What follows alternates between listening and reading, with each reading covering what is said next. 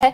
19 kilo commercial LPG cylinder के दाम घट गए हैं और दिल्ली में 192 रुपए सिलेंडर सस्ता हो गया है।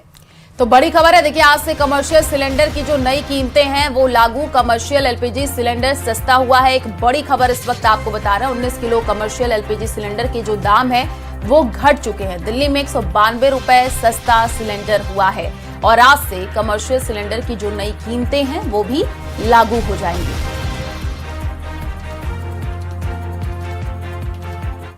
और इसी बीच जयपुर से एक बड़ी खबर है, जहां पर टंकी से नीचे उतरे हैं तीनों छात्र। जी हां, सरकार से बातचीत के बाद टंकी से छात्र नीचे उतर आए हैं।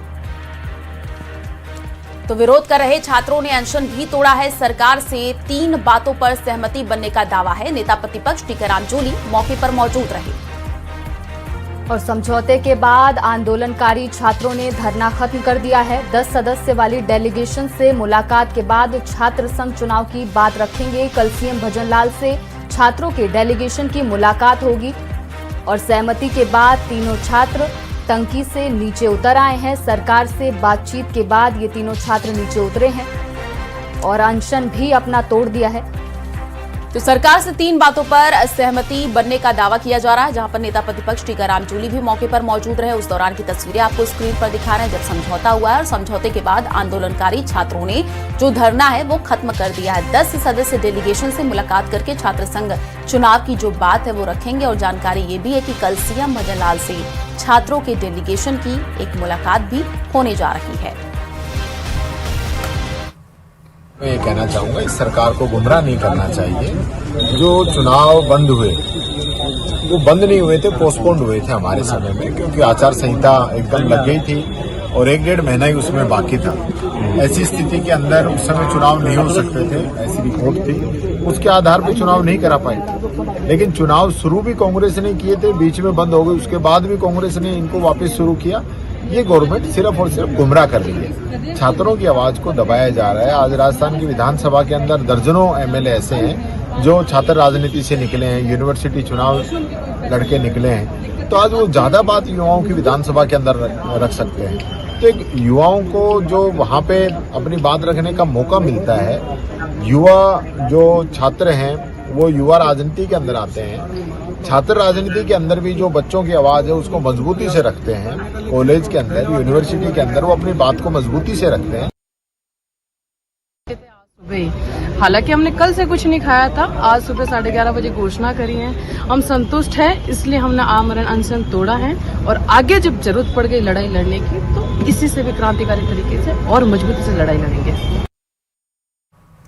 राजस्थान में पंचायत और निकाय चुनाव की सरगर्मियां अब तेज होने लगी हैं। बीजेपी और कांग्रेस के बाद अब बसपा भी पूरी ताकत से चुनावी मैदान में उतरने की तैयारी में है।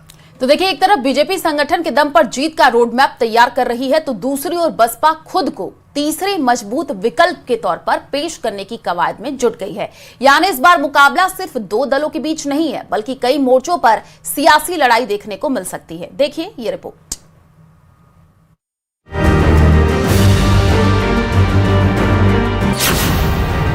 संगठन, रणनीति और सियासी ताकत।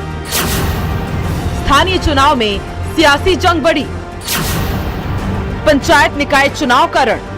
बीजेपी पंचायत और निकाय चुनाव को सिर्फ स्थानीय चुनाव नहीं बल्कि साल 2028 के विधानसभा चुनाव का पहला बड़ा राजनीतिक टेस्ट मान रही है। इसी रणनीति के तहत पार्टी ने चुनाव संचालन समिति के संभाग प्रभारियों की नियुक्ति कर दी। अगस्त के पहले सप्ताह में प्रदेश स्तरीय बैठक होगी। इसके बाद जिला चुनाव प्रभारियों की नियुक्ति और उम्मीदवार चयन की प्रक्रिया शुरू कर दी जाएगी। बीजेपी का चुनावी रोड मैप भी आपको समझाते हैं। संभाग प्रभारियों की नियुक्ति हो चुकी है। अगस्त में प्रदेश स्तरीय बैठक होगी, जिला चुनाव प्रभारी नियुक्त होंगे, बूथ से प्रदेश तक उम्मीदवार का चयन किया जाएगा। लक्ष्य 2028 की मजबूत नींव। बीजेपी ने उम्मीदवार चयन के लिए तय फॉर्मूला बनाया है। संगठन में सक्रियता, जनाधार, सामाजिक स्वीकार्यता, साफ छवि और जीतने की क्षमता, इन्हीं मानकों पर टिकट तय होगा।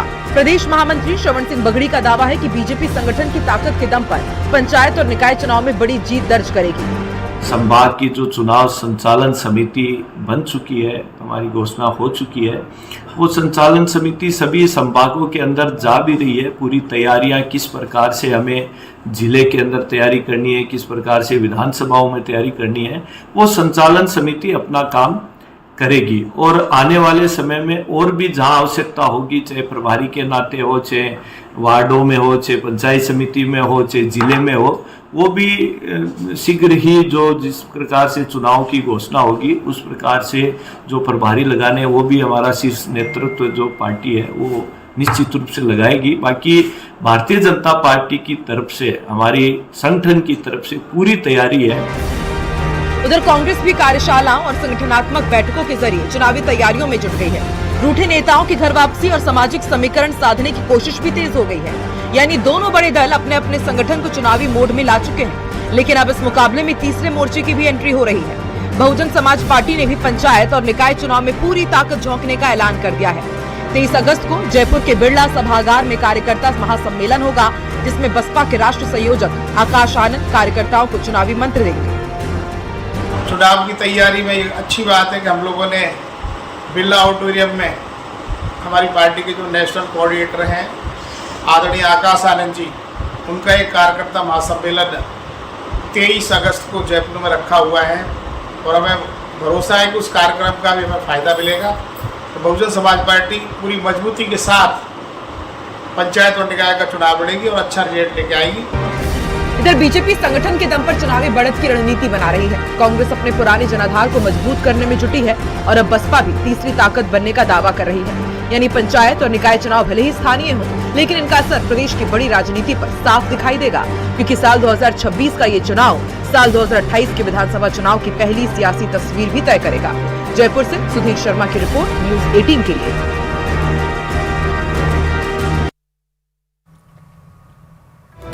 और एएनटीएफ की राजस्थान, मध्य प्रदेश, गुजरात में कार्रवाई हुई है। 25-25 हजार रुपए के 3 इनामी तस्कर गिरफ्तार हुए हैं।